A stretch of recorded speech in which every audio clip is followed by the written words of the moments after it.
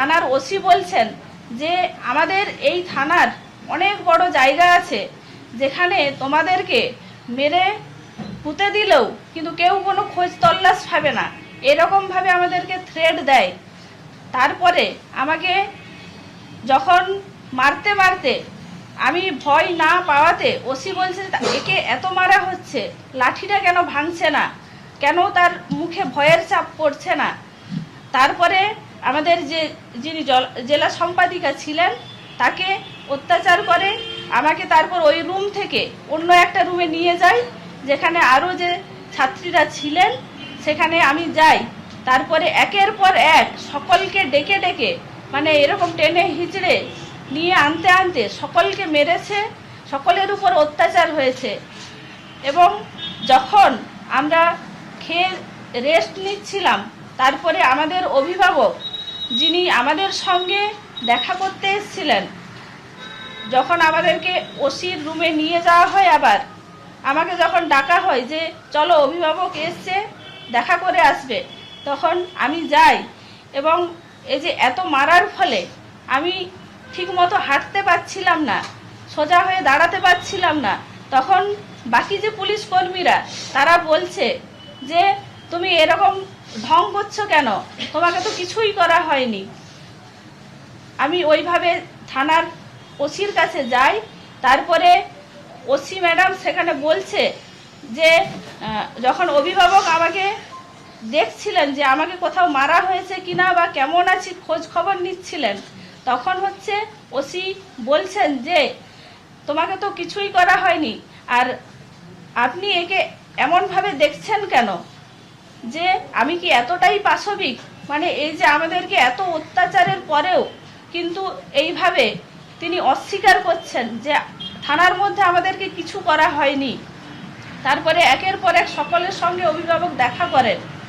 তারপরে রাতে যখন আমরা খাওয়া দাওয়ার পরে একটু ঘুমিয়ে পড়েছিলাম, তখন আবার হঠাৎ 11:50 বাজে তখন আমাদেরকে আবার তোলা হয় যে তোমরা আসো, এখানে কেউ একজন আসো। তখন আমি উঠে তৎক্ষণাৎ আমি গেলাম, আবার আমাকে সিসিটিভির আওতার বাইরের রুমে নিয়ে যাওয়া হয় এবং সেখানে নিয়ে গিয়ে আমাকে প্রস্তাব দেওয়া হচ্ছে যে তোমরা এই যে কাজটা করেছো এটা তোমরা ভুল স্বীকার করবে, ক্ষমা চাইবে যে আমরা এটা ভুল করেছি এই কাজটা করে।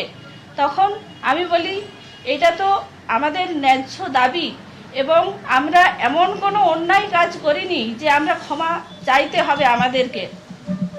তখন বা আমরা ইউনিভার্সিটি গেটেও যে আমরা গিয়েছিলাম সম্পূর্ণ আমরা একদম শান্তিপূর্ণভাবে গিয়েছিলাম এবং কোনো পুলিশের উপরেও আমরা আক্রমণ করিনি বা গায়ে হাত তুলিনি।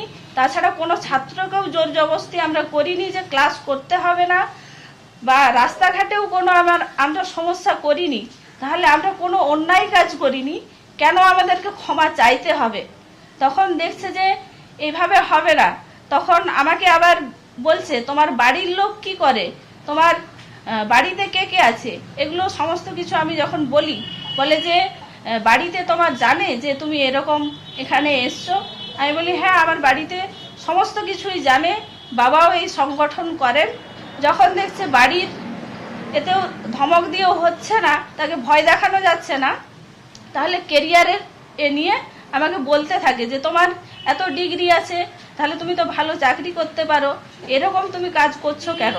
তখন আমি বলি যে এইরকম সংকটগ্রস্ত অবস্থায় কোথায় চাকরি, যে আমাকে কেরিয়ারের ভয় দেখিয়েও কোনো কিছু হবে না।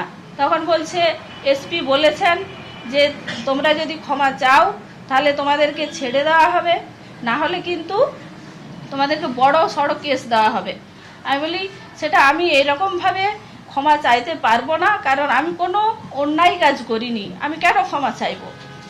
তখন বলেন যে তোমাদের আরও যে বাকি 3 জন আছে তাদের মতামত নিয়ে আসো, যে তারা কি মতামত দিচ্ছে, যে তারা সেখানে এই যে প্রস্তাবটা দিয়েছিলেন যে তোমরা ক্ষমা চাইবে। তখন আমি গেলাম এবং তাদেরকে বললাম, বলার পরে তারাও একই কথাই বলেছে যে আমরা কোনো অন্যায় কাজ করিনি, আমরা কেন ক্ষমা চাইব?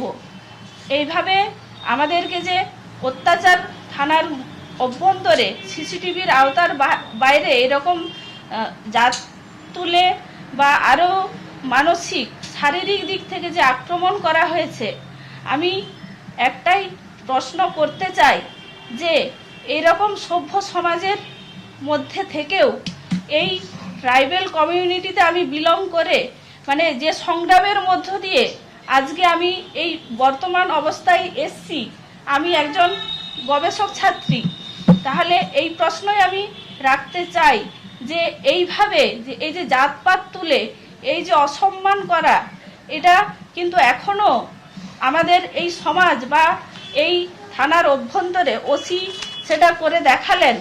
তাহলে এটা যদি তৎক্ষণাৎ যদি মুখ্যমন্ত্রী এই পদক্ষেপ না নেন যে যে মহিলা এই ওসি মহিলা যিনি এটা করেছেন তাকে শাস্তি দিতে হবে, না হলে কিন্তু আমিও বুঝবো যে এই রাজ্যের মুখ্যমন্ত্রীও কিন্তু এই ধরনের থ্রেড কালচার এতে তিনিও কিন্তু সহমত যে এটা চলবে এরকম।